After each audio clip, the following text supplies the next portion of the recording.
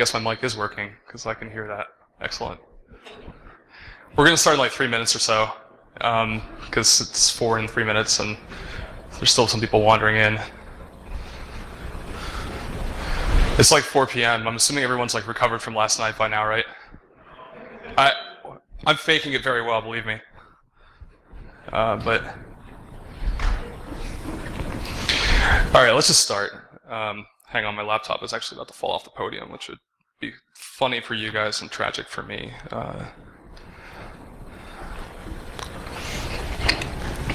All right, so my name is Gabriel Ryan. I'm a penetration tester at Gotham Digital Science. We're like a New York, London-based penetration testing firm. Blah, blah, blah. I'm going to skip this part because it takes too much time, honestly. All right, so cool new stuff in this presentation.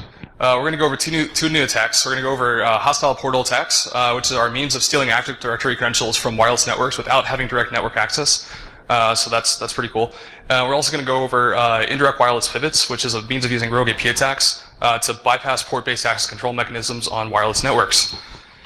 So before going into any of this stuff, we kind of have to do a recap of some, essential, background information.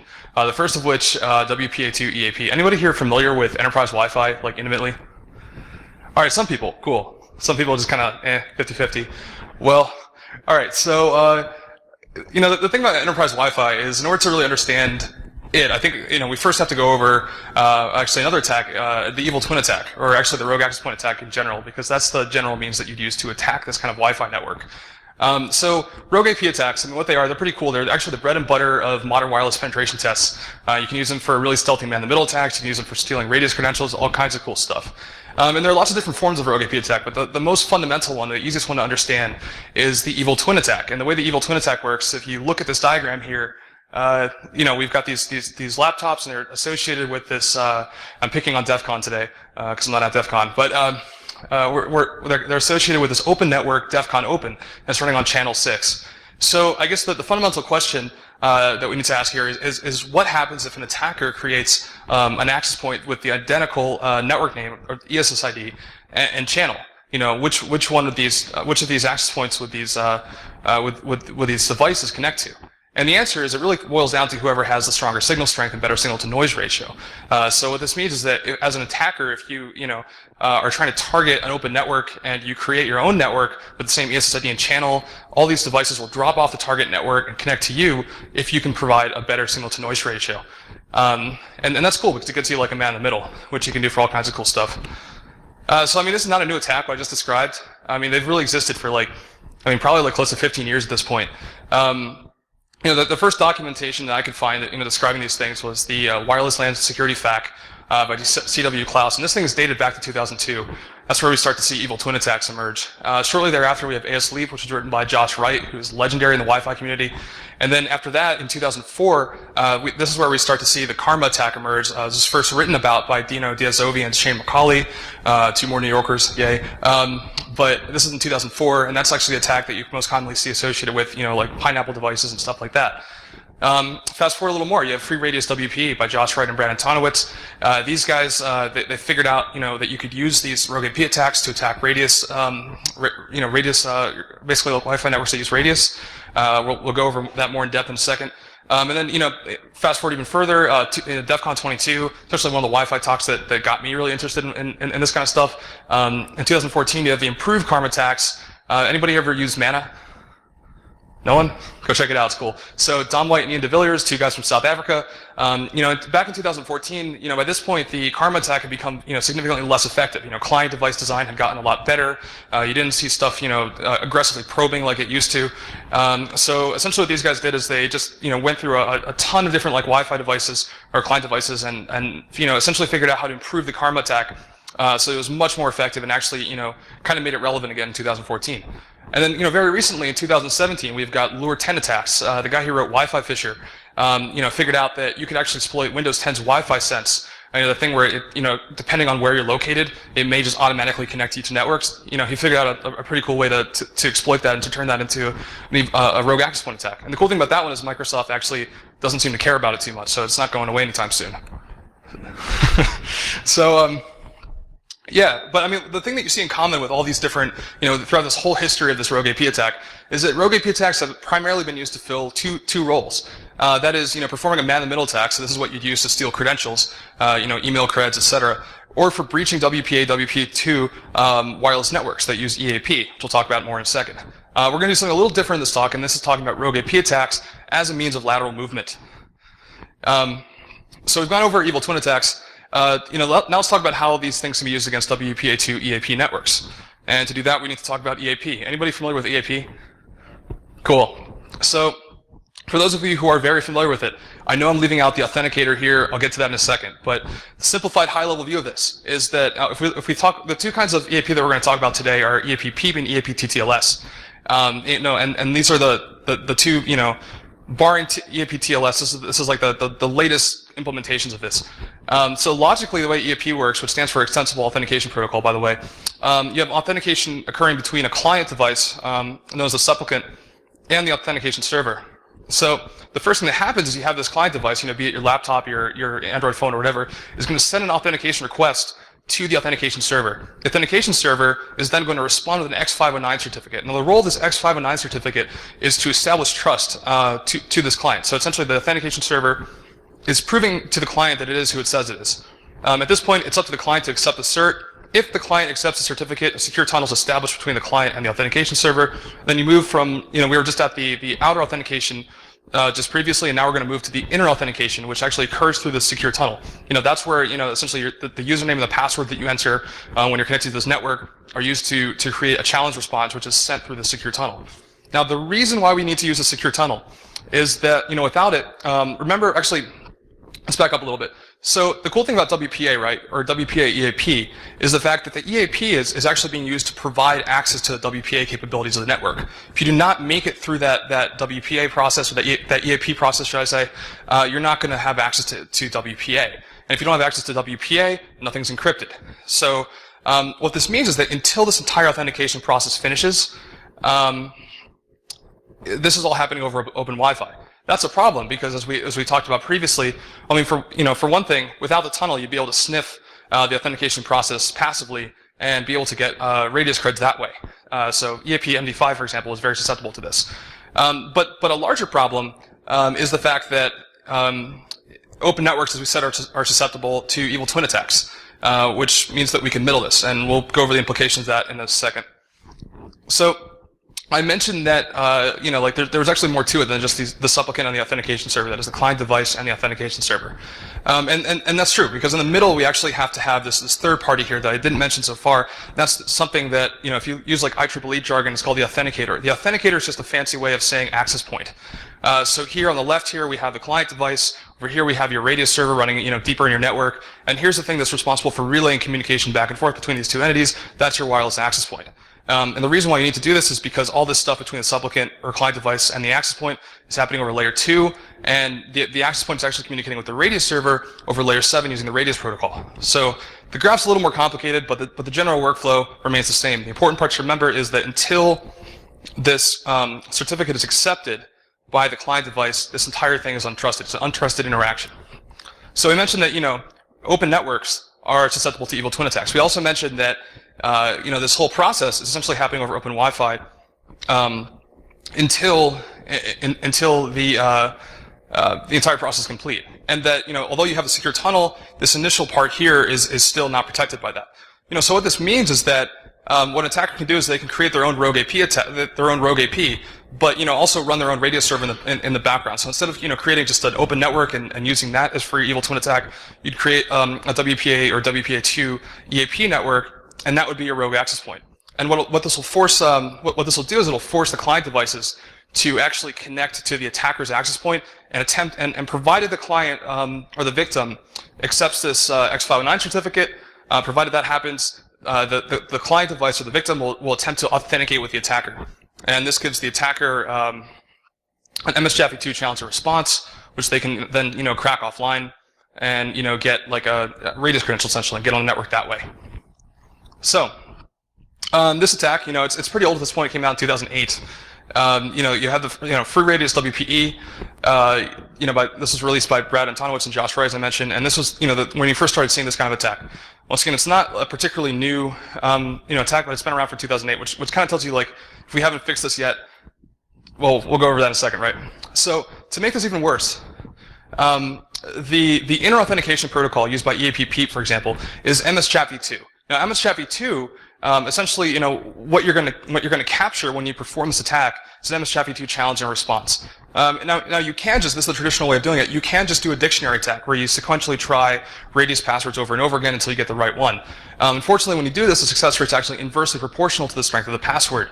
When that happens, it's not a particularly great attack because, you could theoretically, if this were the only problem with MS-CHAP-v2, you could protect the network just by, using a really, really long password and you'd be good.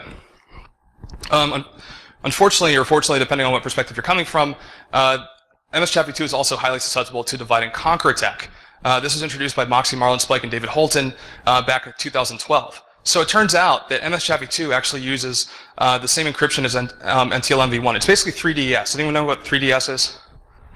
Okay, so essentially the 3DS, it's 3 layers of DS encryption. You can actually reduce it to 56 bits of DS encryption. That's not much at all. And with, essentially with the right FPGA-based hardware, if you have a really powerful cracking rig, that's actually the algorithm is implemented in hardware, not like in software. You can actually get, what they were able to prove is that you can get a 100% success rate, no matter the length of the password, in less than 24 hours, 100% of the time. And they actually, anybody familiar with Cloudcracker? Okay, so Cloudcracker was this like cloud-based cracking service that existed for many years. It's now known as crack.sh.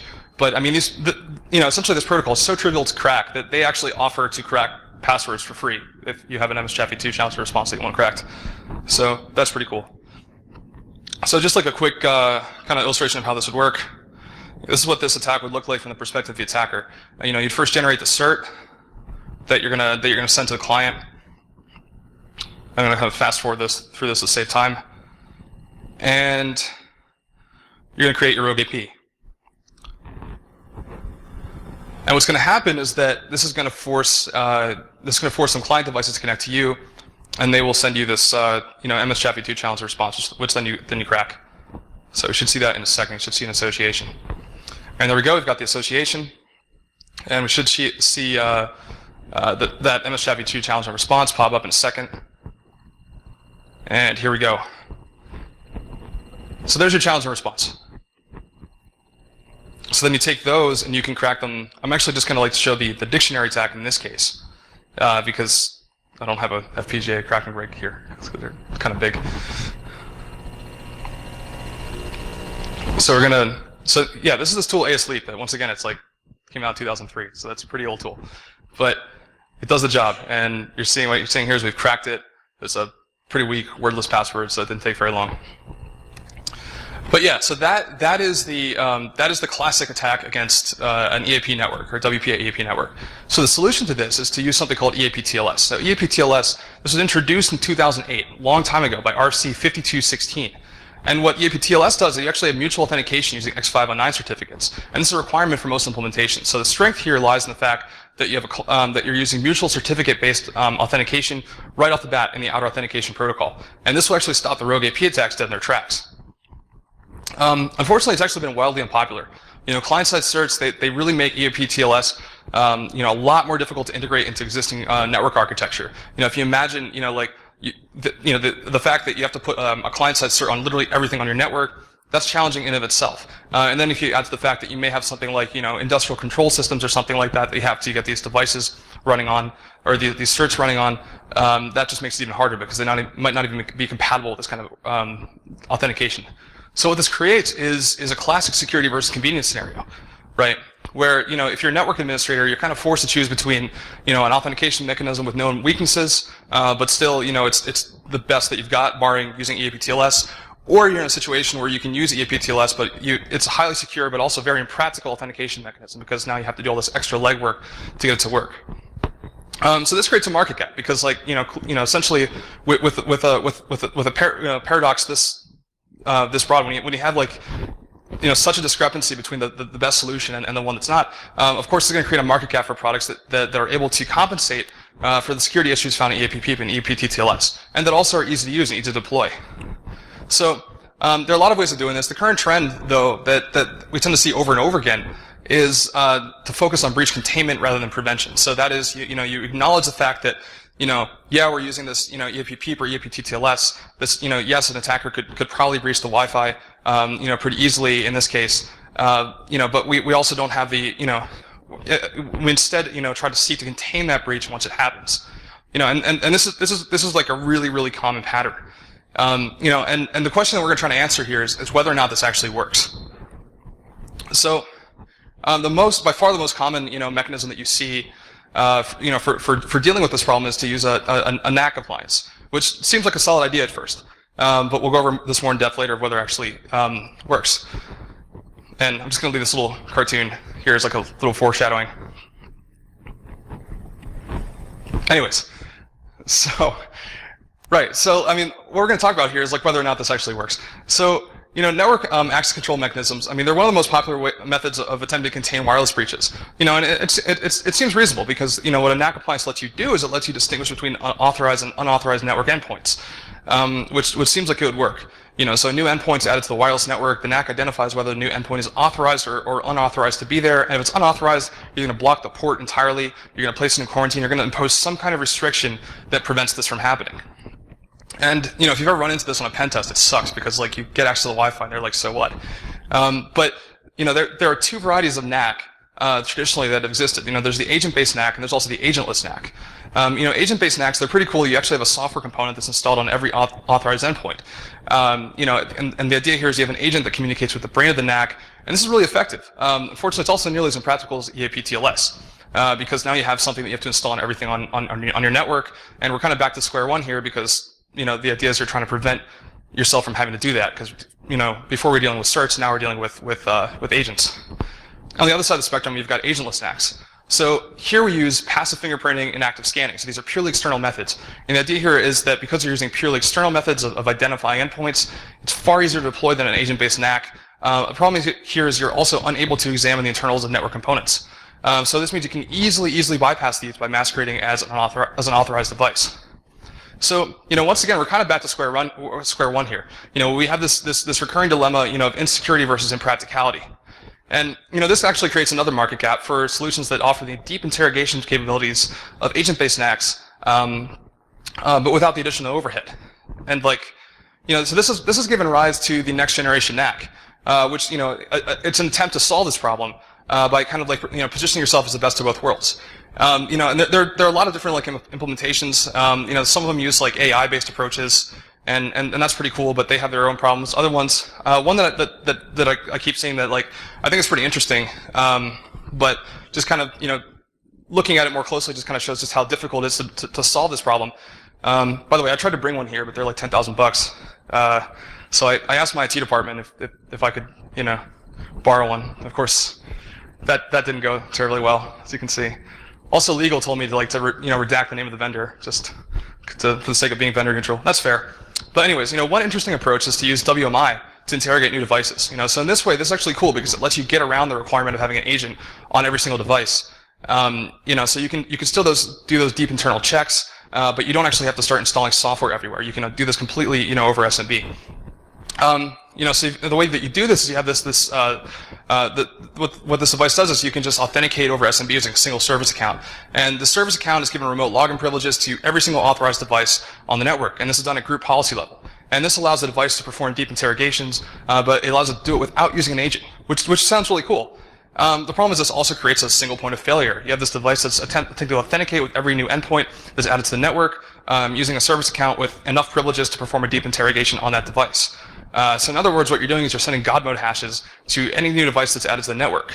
So, I mean, the most obvious risk that this introduces is the risk of SMB relay attacks. Of course, you can mitigate the risk of SMB relay attacks just by enabling SMB signing, but it's worth mentioning that, SMB signing is actually disabled by default on everything but the domain controller. So and the reason why I think that Microsoft kind of draws the line there, that's just speculation, but group policy is actually downloaded over SMB. So it makes sense that if you were going to make one thing, if you're going to just enable SMB by default on one thing, it would be the domain controller. But yeah, the problem with this is, in this situation, you wouldn't need a man in the middle. You just connect a device to the network, and you have something already trying to authenticate with you. So, of course, you can mitigate this by digitally signing packets. You can use something called SMB signing, where you sign packets to confirm they're authentic. But this still doesn't address the issue of hashes being sent directly to untrusted endpoints. So, it's really cool because this vendor actually offers like a piece of software that you can install on every single device on the network to remediate this issue.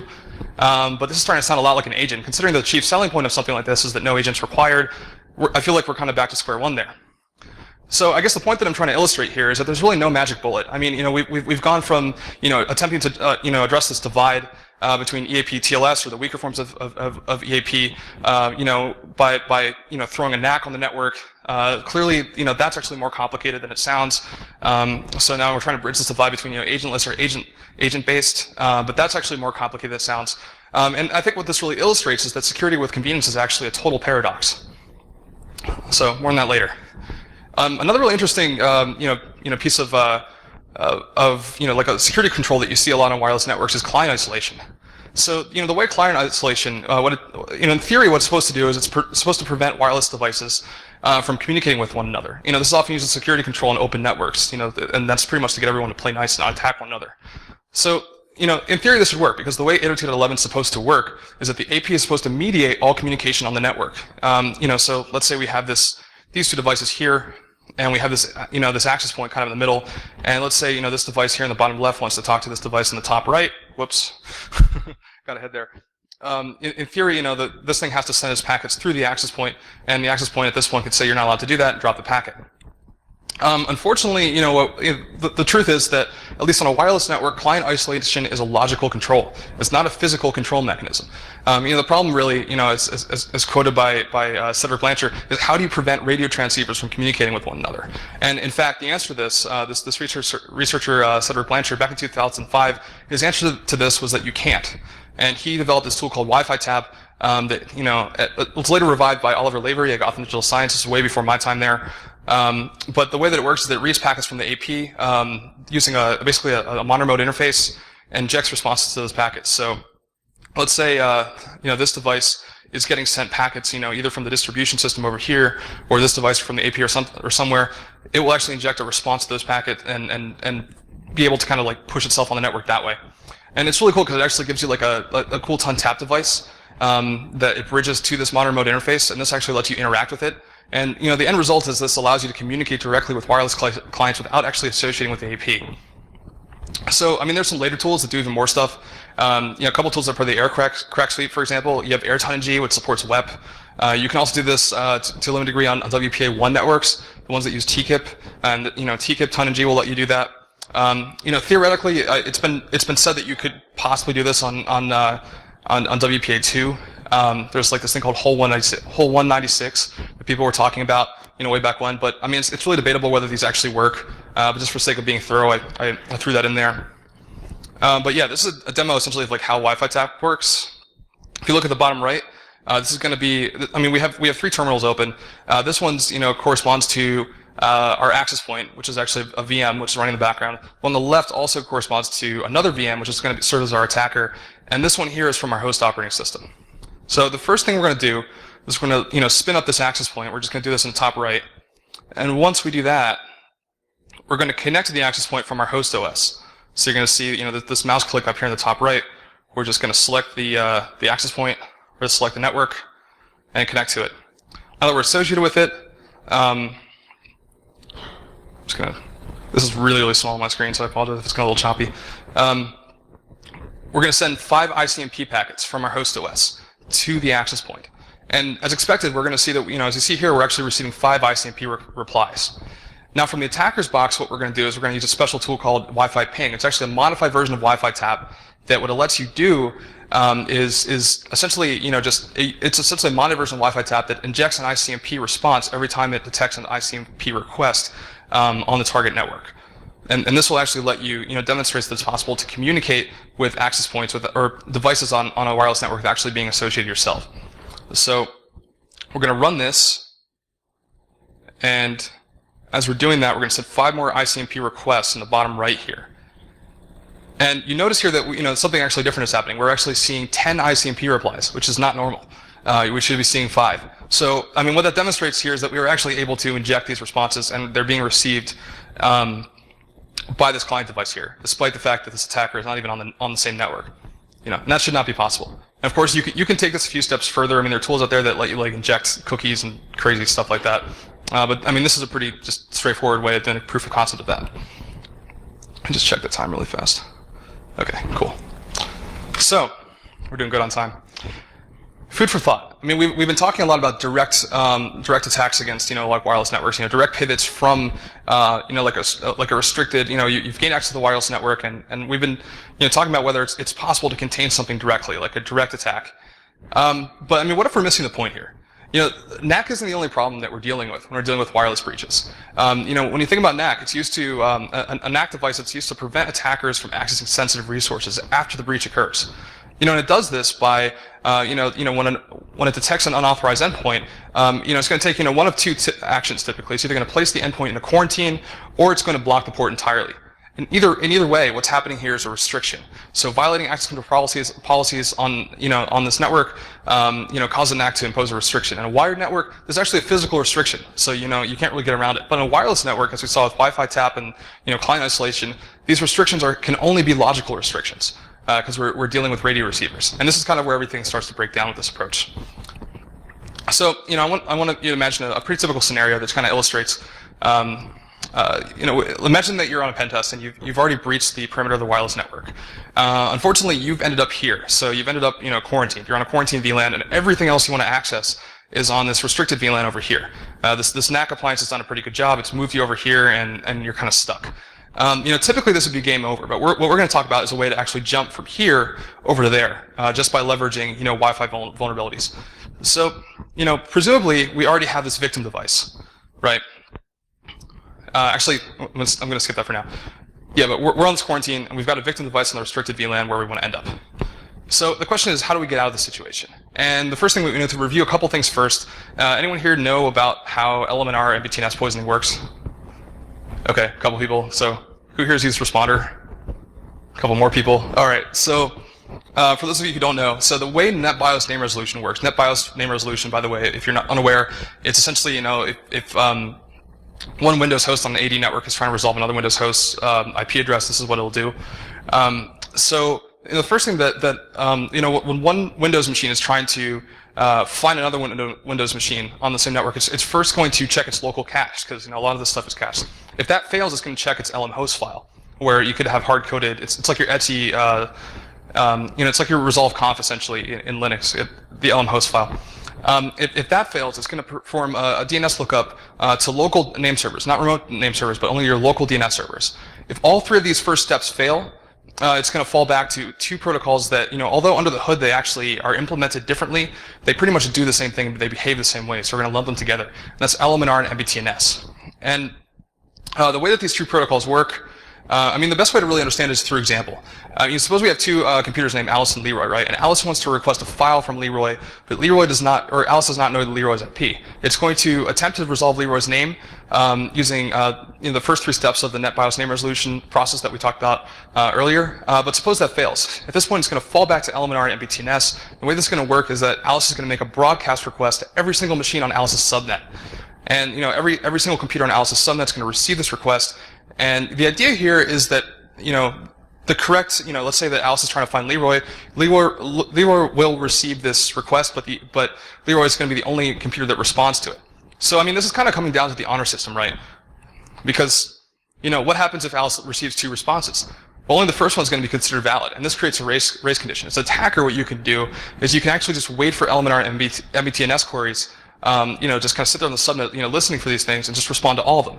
And what this will do is actually cause the victim to think that, you're what it's trying to connect to, and it will send traffic to you, the attacker, instead of its intended destination. It's a lot like the pattern that we see with, ARP spoofing, a lot like the pattern that we see with karma attacks. It's really the same thing. It's just, higher on the protocol stack several years later.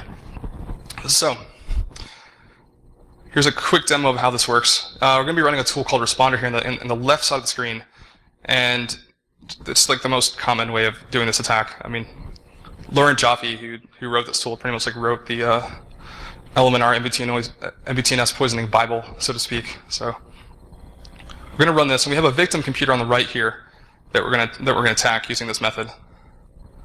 So here you can see we have responders running, and we have two poisoners active, LMNR and MBTNS, as well as this other one, but we're not worrying about that. It also has a bunch of servers. And what these servers are going to do is it's going to receive authentication attempts over a multitude of different protocols. So HTTP, HTTPS, SMB, which is the one we're going to be attacking. And we look over here, and we're going to open.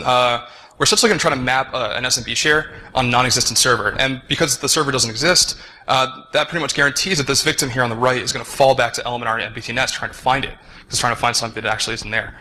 So we're going to type in the name of the server here, and we're going to call it does not exist. We're going to look for this server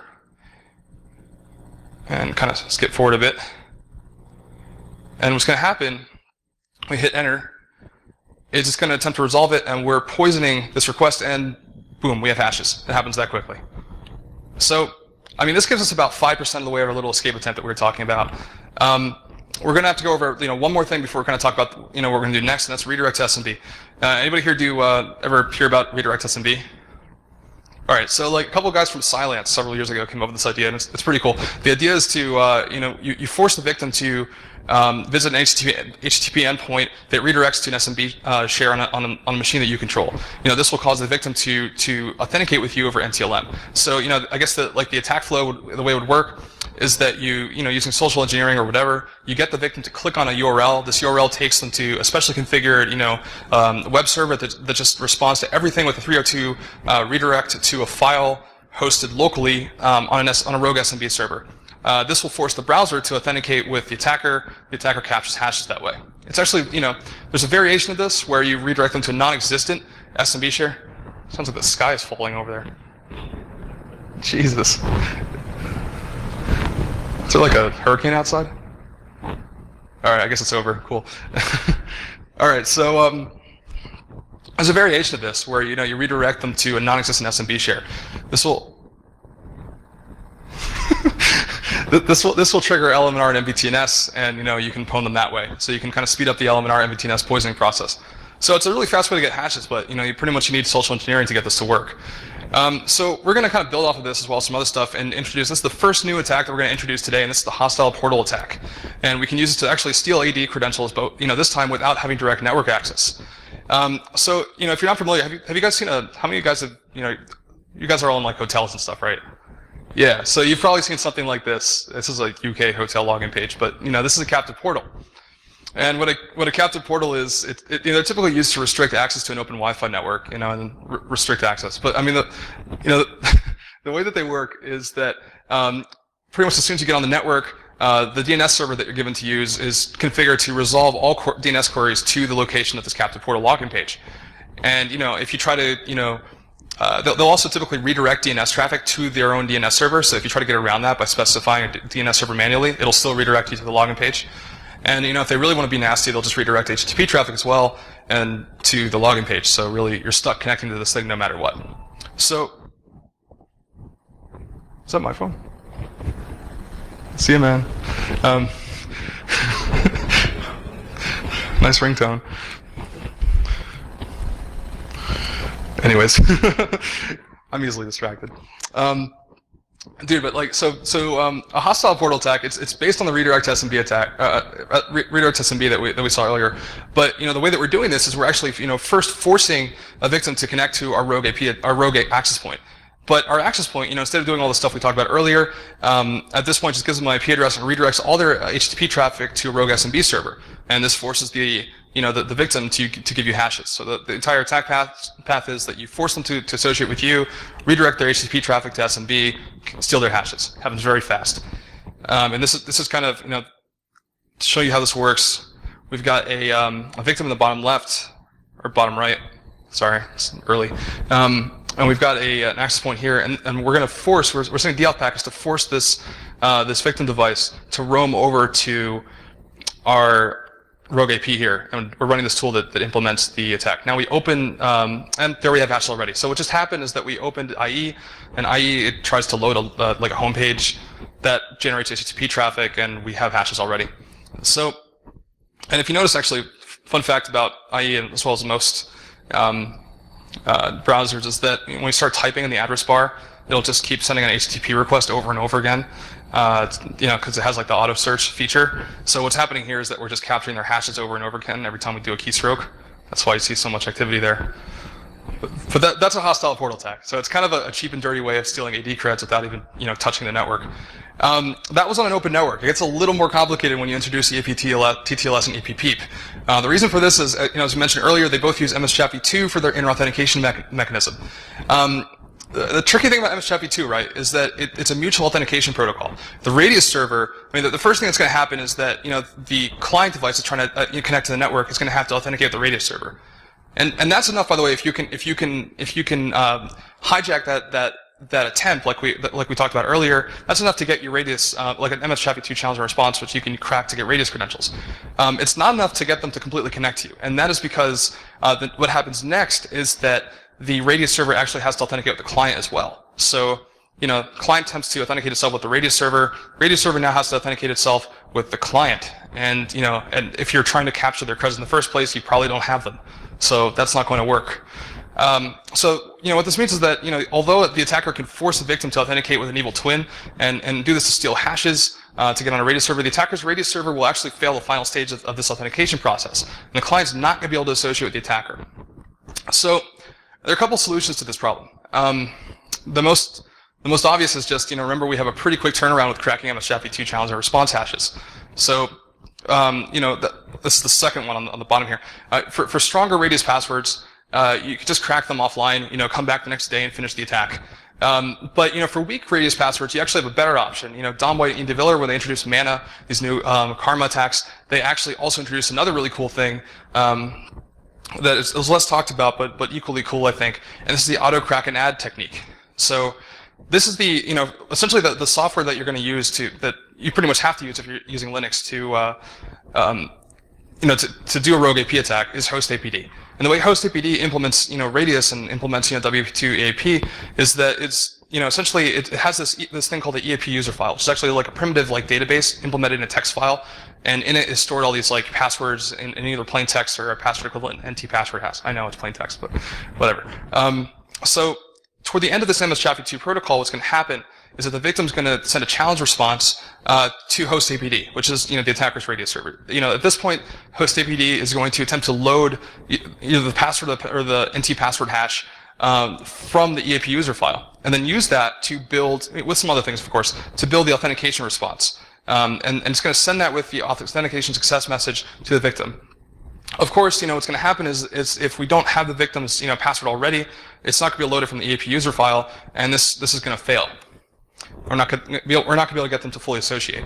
So the way autocrack and add works is that essentially we kind of inject something into this process, right? We have this hostapd. What hostapd is doing, it's receiving the challenge response. But then instead of immediately loading the password or password hash from the EAP user file, it instead sends the challenge response directly to a remote cracking rig, hopefully a pretty powerful one. Just think of it like an API call. So it sends these off to the cracking rig, kind of stalls a little bit, and the idea here is if it's a fairly weak password, you can actually, you might actually get a response prior to this authentication process, completing. So if you get a response fairly quickly, what's going to happen once it gets that response from the cracking rig, it's going to just append, this password to the end of this EAP user file. At that point, hostapd will proceed with the authentication process, load the password from the EAP user file, and then from that, send it to the victim, send the authentication response to the victim. This time it's going to be a valid authentication response, as if it knew the password the whole time. And the cool thing about this is even if it doesn't work right away, you can just keep repeating it a couple times until your rig finally finishes it, and you'll be able to do this. So that works with fairly weak creds. For stronger creds, of course, this is not going to work because you can't do this over the course of like an hour. So in this case, you're going to have to resort to cracking offline and coming back and finishing the job, after the fact. But remember, if you've got the right hardware, this is a 24-hour turnaround time, so it's not that bad. So this is actually the same attack, the hostile portal attack, but this time we've implemented it using auto crack and add. As you can see here, it's happened fairly quickly. We're having to force it a couple times here to, but we're essentially spamming DAuth packets at this access point to force this thing to roam over to us. This guy down here, the victim, is now receiving a certificate warning. That's typical, but, I mean, if I was in a building with 200 people, I wouldn't trust all of them not to accept that. And there we go. Attack proceeds us before we get their hashes that way. So what this attack gets you is lots and lots of NTLM hashes. You get actually similar results to LMNR and MPTNS poisoning. There are a few key advantages here. For one thing, you don't need direct network access, and you're also not limited to a local subnet, as you are with LMNR and MPTNS poisoning, because you get everything that's connected to wireless, which could actually be a lot of stuff. It's also not a passive attack. You're actually forcing stuff to send you NTLM hashes. You're not just waiting for requests to appear on the network, so there's less luck involved. So back to our scenario and how we can actually use this. We can build off of this technique, the hostile portal attack, to do a second new attack called the indirect wireless pivot. And the way that this works, what this does actually, it allows you to bypass port-based access control mechanisms on wireless networks. So back to our scenario here. We've breached this wireless network, but we've been quarantined. There's this NAC appliance here that this kind of forces over here. We want to get over on this restricted VLAN, so we can continue pivoting into the network and basically owning everything. So we know, because in order to get onto this network in the first place, we would have had to essentially, attack one authorized device, because we would have needed a device that we can perform the rogue AP attack against in order to get the radius credentials. So we know there's at least one authorized device on here. So that's actually, very powerful knowledge. Suppose we have two network interfaces, right? The first network interface is associated with a quarantine VLAN, has an IP address on that VLAN. But we still have the second interface, that we can use to keep performing wireless attacks. All we can do is we at this point can use a second rogue AP attack to force this victim to connect to our second wireless interface. And from there, use the hostile portal attack to steal NTLM hashes. Crack them offline. At this point, you might have to pick up where you left off, but you can use this, the cracked NTLM hashes to place a payload on the victim device. And, now that you have a payload on there, that payload could be something like a scheduled task that's timed. So it's running on a timer. You cut the second, you cut the rogue access point, you destroy the rogue access point. That allows the victim to reassociate with the restricted VLAN. And remember, this thing's still an unauthorized device, so it's gonna get moved over here where it was before. And at that point, you just wait for the reverse shell, and you've been able to pivot essentially completely around this NAC. This could be the best NAC in the world, and it wouldn't matter. So a better approach to this problem. I mean, that's cool. It does require some passive cracking, though, which can be time-consuming. If you get lucky and get a couple of devices here, you get two victim devices, and you have an account that can be used to access both. Well, at this point, you can do something a little trickier and leverage an SMB relay attack. You force these devices to connect to you, and at this point, as before, we use the hostile portal attack, but instead of simply capturing those NTLM hashes, we just relay that NTLM authentication attempt from one device to the other. This allows you to instantaneously place a timed payload on one of the victims, as we saw before. Then we, kill a rogue AP. That allows the victims to reassociate with the target network, and then we just wait for the reverse shell. And there we go. We've bypassed it again. This time a lot faster. So anyone here ever use Empire? All right, got some. So this is just a demo of how you could just do this with Empire and a bunch of other tools, essentially.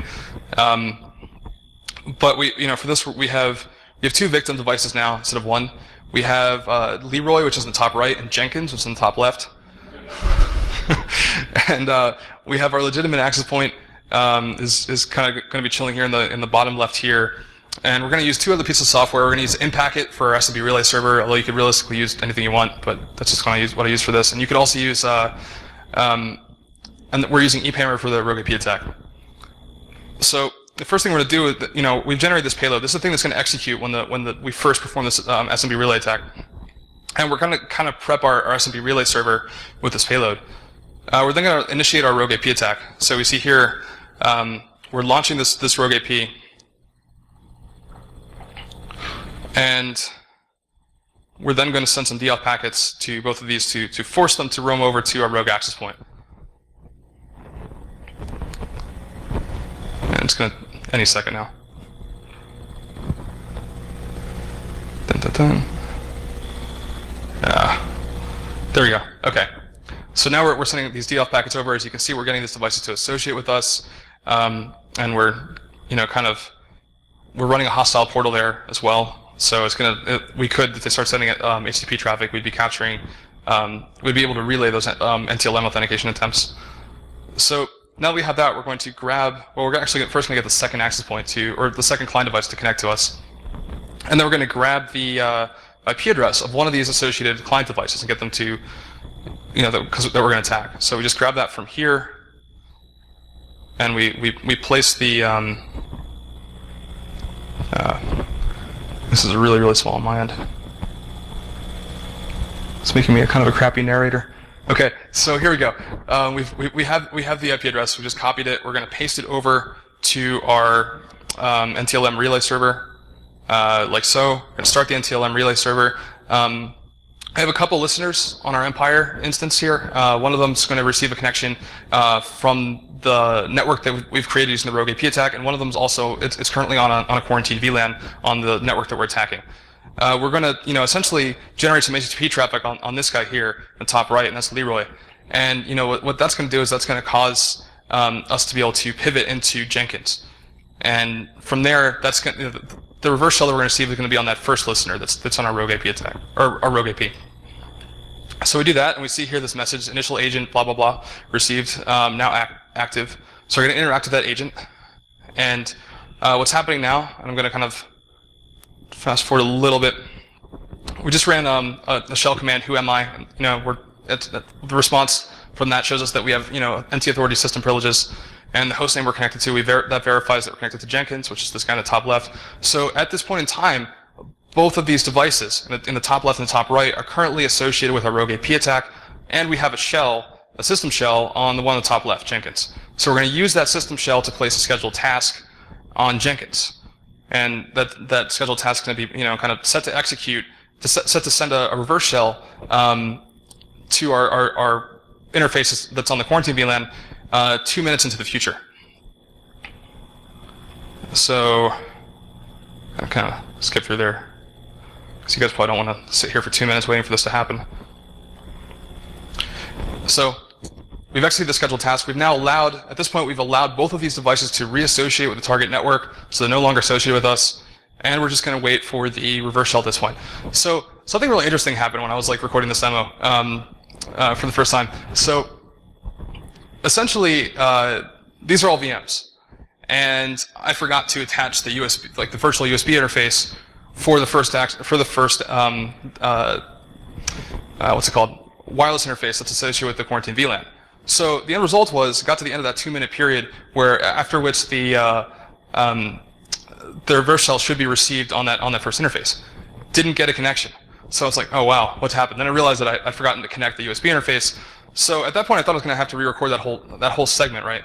That whole part. And I went to go reattach it, and then, just as I was starting to what ended up happening, I'm going to skip forward here. You can see I reattached the interface there. What ended up happening at this point, I started actually backing out of this and kind of setting everything back up where it was. I left this in here because I thought it was really cool. So I'm clearing the screen, I'm getting everything ready to redo it. I start hitting back, and oh wait, what's that? That green text right there. That's actually the reverse connection. So what had happened is I'd hit 160 retries, each spaced out over the period of 45 seconds on this reverse shell. I'd forgotten, that's actually from a different thing I was doing with this, and it just still happened to be set that way. But so what ended up happening is every 45 seconds, the agent that was living in memory on this guy over here was essentially trying to connect back to my attacking machine. And I thought that was cool, because it kind of proved an interesting point about well-written implants or well-written malware, is that even if you are in a situation where you can't immediately get a reverse connection, for whatever reason, you could still use this kind of attack to put something sophisticated enough on this device to eventually just kind of persistently try to get back to you and try to communicate back to your device. So I thought that was cool, so I kind of left it in there. But yeah, what that demonstrates, that's sophisticated, or that's essentially what we've done there is we've managed to pivot around the whole thing just by using that method. So the equivalent technique to doing this on a wired network would be unplugging an authorized device from the wall and connecting it to a hostile network on which you can attack it. And the reason why this is possible is that port-based access controls, they rely on the assumption that the physical layer can be trusted. If you're dealing with a wireless network, WPA2 is actually if it's a WPA2 network, WPA2 is the means through which the physical integrity of the physical layer is protected. And what this means is that if you use a weak form of WPA2 AP, that means an attacker can freely control the physical layer using rogue AP attacks, and this actually renders port-based NAC mechanisms completely useless. So what this demonstrates is that port-based NAC mechanisms, they actually don't effectively mitigate the risk presented by weak WPA2 implementations. And they also demonstrate that adding port-based NAC mechanisms to a wireless network doesn't really make the use of EAP TTLS or EPP any less inappropriate if the network in question is something where you actually are trying to prevent people from getting access to sensitive information. So before kind of just wrap this up, I want to make like a last ditch case for EAP TLS. It's actually not as bad as it used to be, right? It's a lot easier now to actually deploy EAP TLS using group policy. You can use group policy to configure 802.1x clients. So your best option to kind of mitigating this is actually just to use a private CA and to leverage Active Directory as much as possible to deploy EAP TLS. And for like BYOD devices, you can use like a solid MDM or BYOD onboarding solution to do that as well. You can even use Let's Encrypt to do this, although even the folks at Let's Encrypt say this is probably not the greatest idea to do so. But you can. Documentation for doing it's out there. So, just some closing thoughts. Just because wireless and wired networks operate similarly at the logical level, it does not mean that they work the same way at the physical level. And as a community, we should really question whether it's like a sound decision to neglect EAP TLS in favor of a more reactive approach that focuses on access control and threat containment.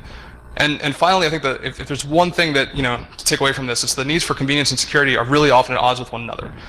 So it's important to maintain a healthy skepticism toward proposed solutions that promise both. Thanks.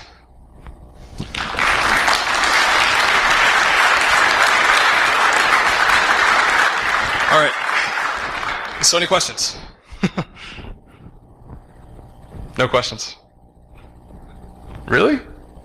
That's a first. Oh wait, in the back. Okay. What's up, man? When the connects back from the unrestricted network to the QWERTY network, is it common that there's not a network rule that prevents the unrestricted network to talk to the QWERTY network? I wish the answer was well, unfortunately it is common. Well, at least that's been my experience. But also like, yeah.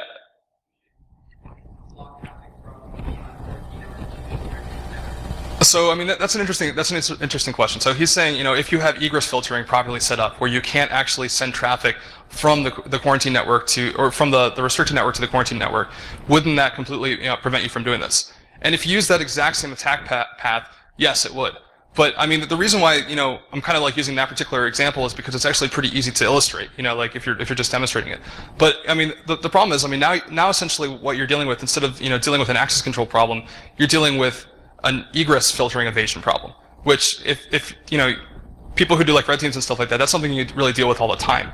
So although you may at that point not be able to get back out of you can get something onto the restricted network, and you may not be able to perform that direct jump from the restricted network to the quarantine network. At this point, if you find out that that's possible, there are other things that you can do. You could try to find ways directly out of the network to something on the outside internet. If that's not possible, imagine the fact we already demonstrated, right, that you can get a device off of that restricted network and put something on it. Well, it follows then, if you can do that you can take it off a second time and take information off of it, right? So if you have something that lives more autonomously on there, like a really good implant that's able to do like at least just poke around and get an idea of what's around, do some basic recon and just do your typical like situational awareness logic that like a piece of malware would normally do once it starts living on a system. Even if you can't exfiltrate that right away, you can always come back like after a week or so, for example, pluck this thing back off the restricted VLAN and then have it talk to you. And then you get that information off of it and put it back. So, yeah, it does get a lot harder if egress filtering is there. But, I think that the takeaway here is that, it doesn't completely, mitigate the issue, because now you're trying to solve a different problem, which is egress filtering, which if egress filtering worked well 100% of the time, we wouldn't have breaches that succeeded. Like ever. Good question, though. Really good question. I was actually hoping someone asked that. So, all right. Anything else? Any other questions? No? Come on. It's only 4:51. We've got 9 minutes. Or do we want beer time? I'm thinking beer time. All right, let's do beer time. Thanks, guys.